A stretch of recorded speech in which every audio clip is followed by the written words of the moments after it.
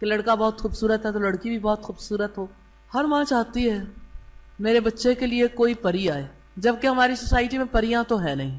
اب وہ جو پری دیکھنے والا معاملہ ہے اور شہزادہ گلفام دیکھنے والا معاملہ، کہ کوئی اپنی بیٹی کے لیے شہزادہ گلفام دیکھنا چاہے، تو شہزادے بھی اب نہیں ہیں اور پریاں بھی نہیں ہیں. تو ایسی صورت میں جو آسان ترین طریقہ ہے اور جو لانگ لاسٹنگ ہے اسی کو اختیار کرنا چاہیے. دینداری کی بنیاد پر نکاح کرنے چاہیے.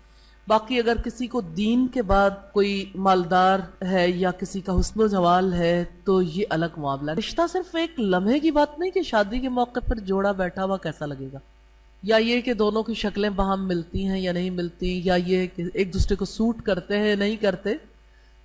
بات یہ ہے کہ یہ رشتہ کس حد تک پائیدار ہو سکتا ہے. تو پائیداری اخلاق اور دین کی وجہ سے آتی. اخلاق اور دین کے بغیر رشتے میں پائیداری نہیں آ سکتی.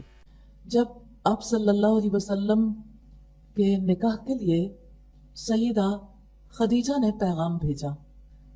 آپ کی عمر 25 برس تھی اور سیدہ خدیجہ کی عمر 40 برس. میری ایک خاتون سے بات ہوئی، انہوں نے کہا کہ میری بیٹی کا رشتہ آیا، لیکن رشتہ ایسا ہے کہ میری بیٹی تو اتنی ہونہار ہے اور اس نے ایسی ڈگری لی جس کی وجہ سے یعنی اس نے جاب بھی کی اور لوگوں میں اس کا بڑا نام ہے، اس نے بہت زیادہ زندگی میں محنت کی.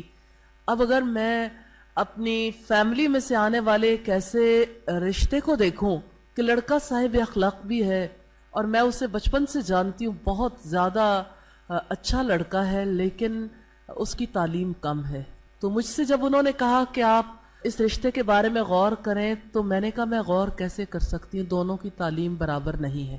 مجھ سے وہ اس حوالے سے بات چیت کر رہی تھیں کہ کیا تعلیم برابر نہ ہو تو ایسی صورتحال میں بھی ہم سے پوچھ گچھ ہوگی اللہ تعالیٰ کی جانب سے. میں نے کہا تعلیم تو کسی کیٹیگری میں ہی نہیں آتی. 4 چیزیں ہیں جس کی بنیاد پر نارملی رشتے کیے جاتے ہیں: حسب، نسب، مال، جمال اور دینداری.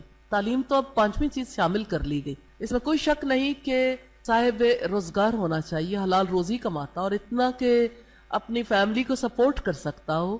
لیکن یہ ہے کہ اس بنیاد پر بیٹیوں کے رشتے نہ کرنا کہ ان کے برابر کا رشتہ ہوگا تو کریں گے ورنہ ٹھیک ہے پھر زندگی ایسے ہی گزار دیں، تو یہ ظلم ہے.